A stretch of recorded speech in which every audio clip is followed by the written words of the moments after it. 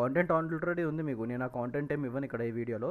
But ఆ కాంటెంట్ని right వేలో ఎలా కన్జ్యూమ్ చేసుకోవాలనే పాత్ అనేది చూపిస్తాను అనమాట. సో బికాస్ ఆఫ్ దాట్ మీకు ఒక క్లియర్ వే అయితే ఉండిద్ది. మీరు డిస్ట్రాక్ట్ అయిపోరు, ఈ కాంటెంట్లో మీరు తప్పిపోరు అనమాట.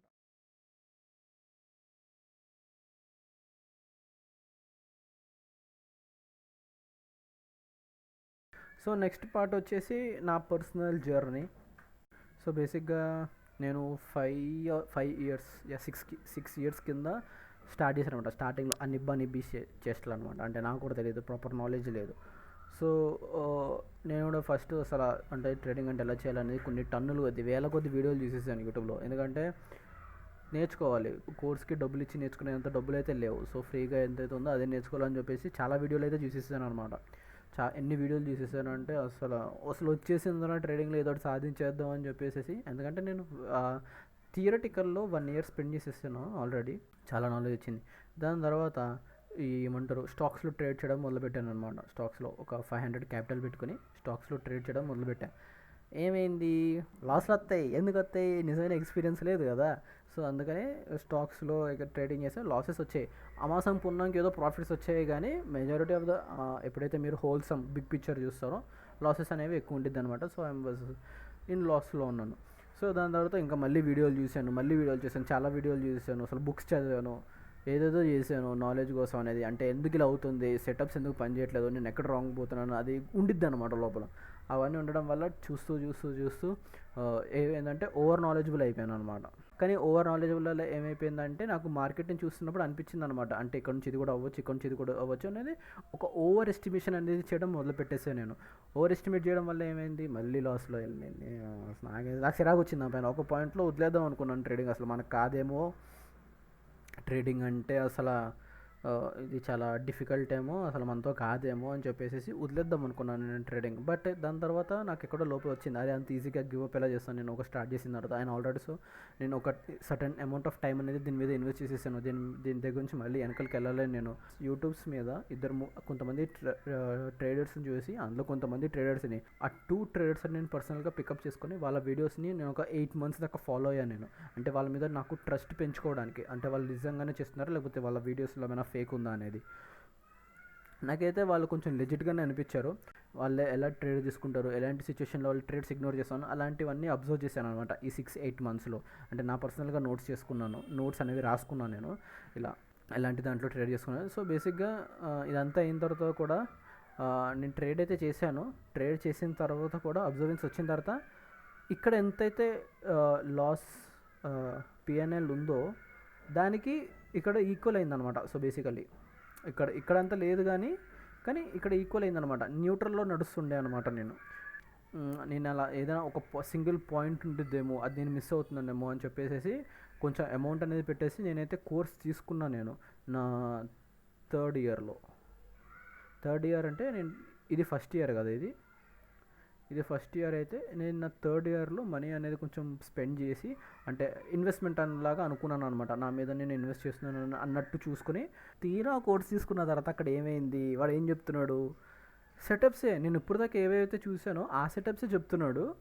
కోర్స్ జాయిన్ అయ్యే ముందు ఏదైతే నాలెడ్జ్ ఉందో, కోర్స్ జాయిన్ అయిన తర్వాత ఆ 1-2 lines నాలెడ్జ్ తప్ప పెద్దగా చేంజ్ అయింది ఏం లేదు నాకు. సో దాని తర్వాత అలా కొంచెం రిగ్రెట్ వచ్చిందనమాట. బట్ దాని తర్వాత ఇంకా ఆ సైకిల్ అనేది ఉండిద్ది అనమాట.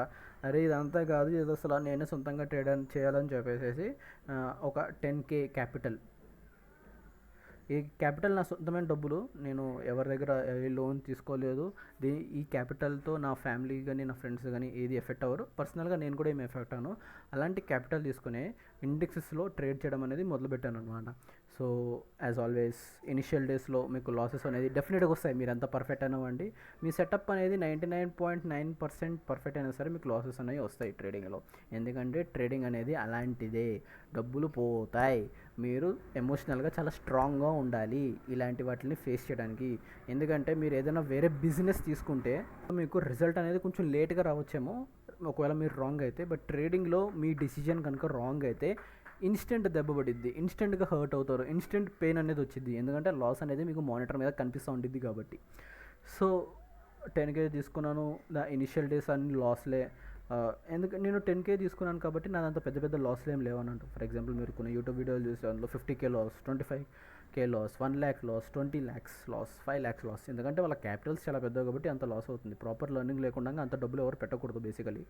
సో నేను నా తక్కువ అమౌంట్తోనే పెట్టి లాసులు కూడా నాకు తక్కువగానే వచ్చాయి. చిన్న చిన్న లాసులే. ఎలాంటి లాసులు అంటే నేను తీసుకోగలను అనమాట అలాంటి లాసులు. ఎందుకంటే ఇక్కడ ఆల్రెడీ చూశాను కదా, లాస్లే ఉన్నాయి, లాస్లే నడుస్తున్నాయి.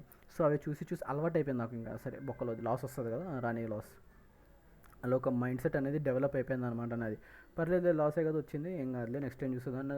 మీరు కూడా ఎప్పుడైతే ఇలా ఎక్స్పీరియన్స్ అనేది అనమాట ఇదే. సో బేసిక్గా నేను ఎప్పుడైతే ఎక్స్పీరియన్స్ అంటానో, ఎక్స్పీరియన్స్ అనేది ఇదే. మీరు మార్కెట్లో ఎంత ఎక్కువసేపు ఉంటే అంత ఎక్స్పీరియన్స్ వచ్చింది, అంత ఎమోషన్స్ మీ మీద కంట్రోల్ చేసుకోగలరు. కంట్రోల్ చేసుకున్న తర్వాత మీ సైకాలజీ అనేది బిల్డ్ అయ్యిద్ది అనమాట.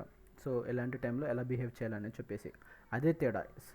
సెటప్స్, ఆల్గరిథమ్స్, స్క్రిప్ట్స్, ఇండికేటర్స్ ఇవన్నీ కాదు. ఒక ప్రొఫెషనల్కి బిగినర్కి ఉండే తేడా ఏంటంటే ట్రేడింగ్లో సైకాలజీ అనమాట. సైకాలజీ అండ్ ఎక్స్పీరియన్స్, ఈ రెండే తేడా. మిగతా అన్ని వీళ్ళిద్దరూ ఒకటే సెటప్ మీద ట్రేడ్ చేయొచ్చు. బట్ ఒక ప్రొఫెషనల్ అనేటోడే మనీ చేయగలడు. బిగినర్ అనేటోడు ప్రొఫెషనల్ ఏదైతే యూస్ చేస్తున్నాడో అదే యూస్ చేస్తున్నా సరే మనీ అనేది చేయలేడు. సో దాని తర్వాత ఒక 1 year నడిచింది లాసులు. అలానే 1 year నడిచింది. 1 year నేను లాసుల్లోనే ఉన్నాను. అంటే అర్థం చేసుకోవచ్చు. 1 year లాసుల్లో ఉన్న తర్వాత అలా ఒక చిన్న స్పార్క్ అయితే కనిపించింది అనమాట. కొంచెం కొంచెంగా ప్రాఫిట్స్ చేయడం కనిపించింది నాకు. అంటే గ్రాఫ్ ఎలా ఉండేది అంటే, గ్రాఫ్ ఫర్ ఎగ్జాంపుల్ ఇలా ఉంది కదా, టైం లైన్ తీసుకోండి. లాసుల్లోకి వెళ్ళా 1 year నడిచింది లాసులు. దాని తర్వాత అలా కొంచెం సడన్గా, ఎంత స్టీప్ ఉండదులే, ఇలా వెళ్ళింది అనమాట గ్రాఫ్. అలా ఒక లెర్నింగ్ గ్రాఫ్ అనమాట, ఇలా వచ్చింది. దాని తర్వాత 1 year లాసుల్లో ఉన్న తర్వాత ఇంకా మెల్లమెల్లగా ఎక్స్పీరియన్స్ వచ్చేసి ప్రాబబిలిటీ మీద ఇంకా గ్రిప్ వచ్చి, సో సెటప్ అనేది ఇలానే ఉండిద్ది. లాసులు వస్తే ప్రాఫిట్ వస్తాయి. లాస్ వస్తున్నప్పుడు ఏం చేయాలంటే తక్కువ లాస్ పెట్టుకోవాలి.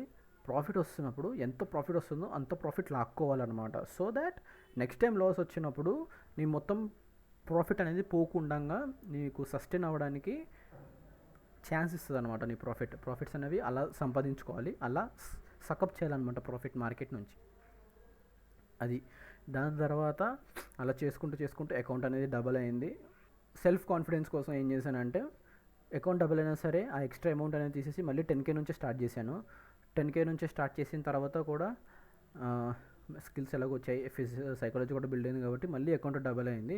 దాని తర్వాత మెల్లమెల్లగా నా అకౌంట్ సైజ్ అనేది పెంచుకుంటూ వచ్చేసి ఇప్పుడు ఏ స్టేట్లో అయితే ఉన్నానో ఆ స్టేట్లో ఉన్నాను అనమాట. నేను ట్రేడింగ్లో ప్రాఫిట్స్ చూసే ముందు, అంటే నేను ట్రేడింగ్లో ప్రాఫిట్స్ చేసే ముందు ఇంత తతంగం నడిచిందన్నమాట. ఫస్ట్ ఇంత తతంగం నడిచింది, అందులోంచి అంతా గో త్రూ అయ్యి ఆ పేషెన్స్ అండ్ 4th పాయింట్ వచ్చేసి పేషెన్స్ అండ్ డిటర్మినేషన్. ఇవి ఇంపార్టెంట్. ఈ రెండు ఉంటే ఒక పాయింట్ కాకపోయినా ఒక సర్టెన్ టైం తర్వాత ప్రాఫిట్స్ చేయగలరు ట్రేడింగ్ నుంచి. ట్రేడింగ్ అనేది గ్యాంబుల్ కాదు, ట్రేడింగ్ అనేది ఒక ప్రొఫెషనే, అది కూడా ఒక బిజినెసే. కాకపోతే మీరు దాన్ని అర్థం చేసుకోవాలి. అర్థం చేసుకుని చేసిన తర్వాతనే ఆ లాసెస్ నుంచి కవర్ అయ్యి ప్రాఫిట్స్లోకి రాగలరు. ఇదనమాట. మీరు ఎక్కువసేపు మార్కెట్లో ఉంటే మీ సైకాలజీ అనేది బిల్డ్ అయ్యిద్ది, మీకు మీ ఎమోషన్స్ మీద ఎక్కువ గ్రిప్ అనేది వచ్చింది.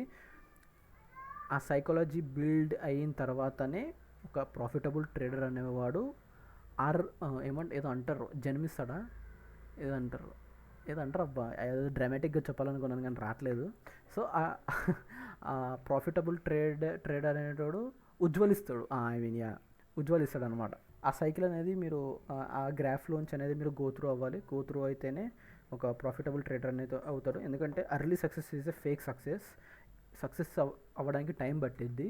అండ్ ఆ టైం అవ్వాలంటే మీరు దాని ముందున్న స్ట్రగుల్స్ నుంచి పాస్ త్రూ అయితేనే మీరు ఆ సక్సెస్ఫుల్ పర్సన్గా మారగలరు అనమాట, mould అవ్వగలరు. So that's it guys. ఒకవేళ ఈరోజు నేను ట్రేడింగ్ని స్క్రాచ్ నుంచి స్టార్ట్ చేస్తే నాకు ఏదైతే నాలెడ్జ్ కావాలో ఆ నాలెడ్జ్ని మీకు ఆల్రెడీ ప్రజెంట్ చేసేసాను నేను. సో మీకు ఇంకేమైనా డౌట్స్ ఉన్నా సరే, మీకు ఇంకేమైనా క్వశ్చన్స్ ఉన్నా సరే నాకు కామెంట్ సెక్షన్లో మెన్షన్ చేయండి. దాని మీద కూడా ఒక వీడియో చేసుకోవచ్చు మనం. ఆ క్వశ్చన్స్కి ఆన్సర్స్ ఇస్తాను నేను. ఇలాంటి కాంటెంట్ మీకు ఇంకా కావాలంటే ఈ ఛానల్ని సబ్స్క్రైబ్ చేయండి. ఛానల్ పేరు తెలుసు కదా. నెక్స్ట్ ట్రేడింగ్ సెషన్లో కలుద్దాం రేపు మండే. సో మీ అనాలిసిస్ చేసుకోండి, మీ టెక్నికల్ అనాలిసిస్ చేసేసుకోండి, బాగా చేసుకోండి. నెక్స్ట్ ట్రేడింగ్ సెషన్లో కలుద్దాం. నెక్స్ట్ ట్రేడ్ రిపోర్ట్ వీడియోలో కలుద్దాం. అప్పటి వరకు బాయ్.